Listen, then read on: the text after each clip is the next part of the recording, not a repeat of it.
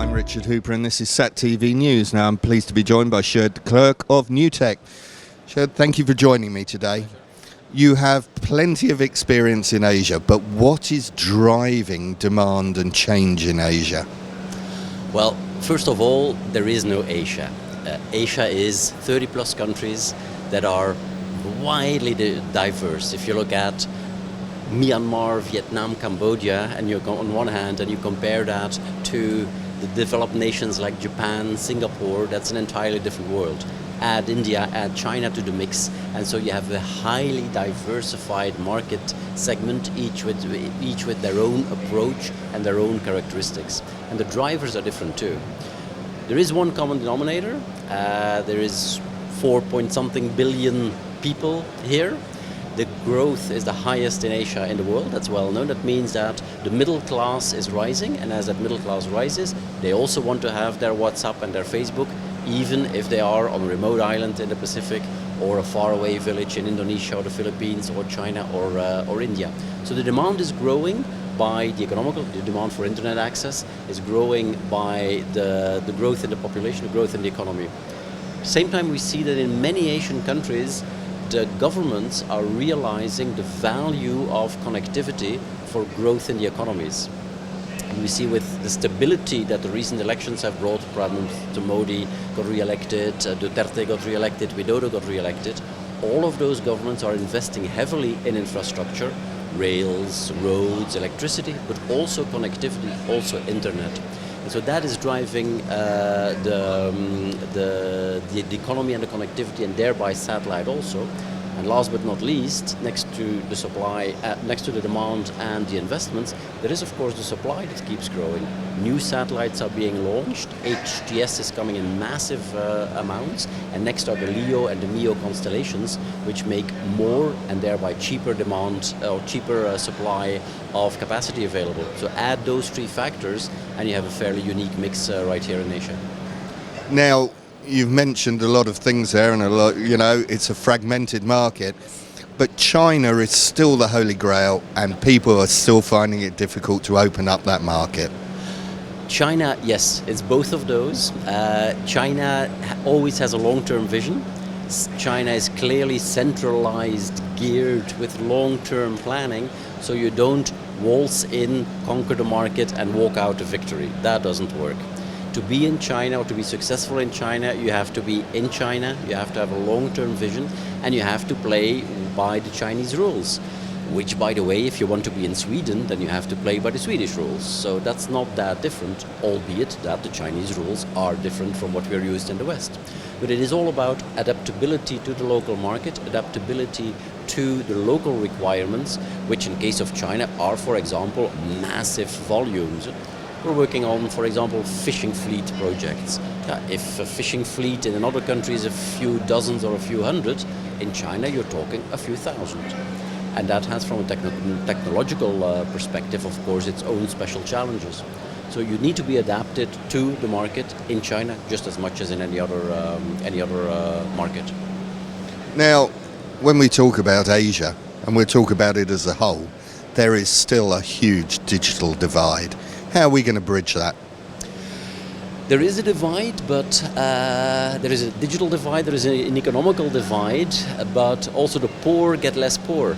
The less digital or the non-digital get less non-digital. If we see what the Indonesian government has done in bringing Wi-Fi hotspots to communities, thousands of communities in Indonesia, then that is thousands of villages which are now connected on a reasonably broadband type of connectivity to the rest of the world.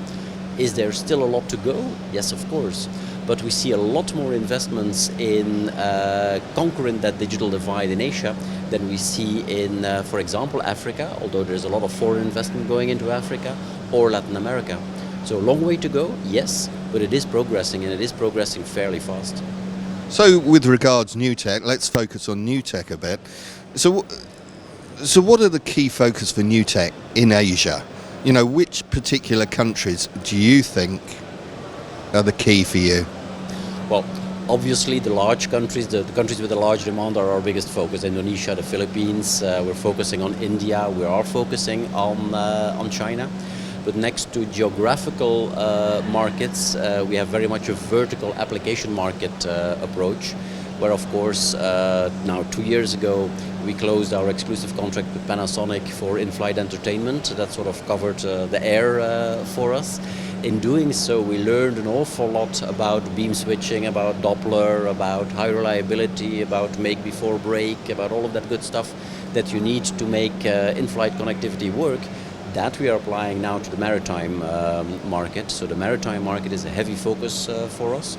We announced a few weeks back our exclusive contract with Marlink for commercial ships and also for example, fishing fleets.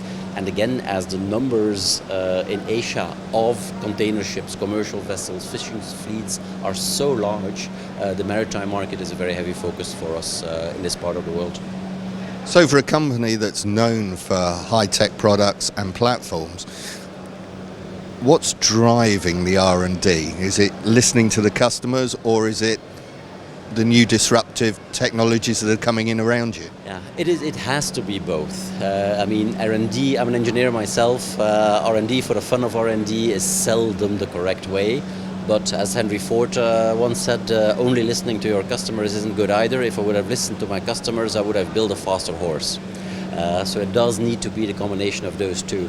We are an R&D company, we are an engineering company, so for example, we are now already heavily looking at virtualization, we are heavily looking at cloud-based systems, which is not really yet what the customer is asking for, but which he will need as the HTS, as 5G, the combination of those technologies penetrate the market more.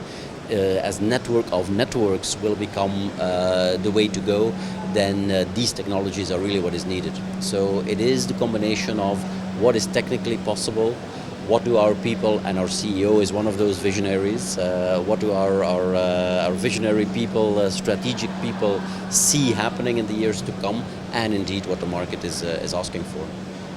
Now, you come from an industry outside of the satellite sector. The sector's often accused of being very insular and not actually promoting itself very well. I mean, my children don't understand what the satellite sector's about. Can we do something about that? Do we need to do something about that? In the end, we are a means to an end. The end user, the customer whom it's all about, who pays your and my salary in the end, he wants connectivity. Whether that connectivity comes from satellite, whether it comes from fiber, whether it comes from terrestrial, whether it comes from spaghetti strings, the end user should not really care. So from that perspective, I'm much more a believer of an inclusive technology where all of those different means of connectivity gets seamlessly integrated, rather than being a proponent of we have to position satellite as an alternative or a better alternative to telco sector. I don't believe that's the right strategy. I think we should focus on what we deliver as value to the customer, and what we do and how we do it with our boxes and our networks, that's just internal kitchen. Sjoerd, thank you very much. My pleasure.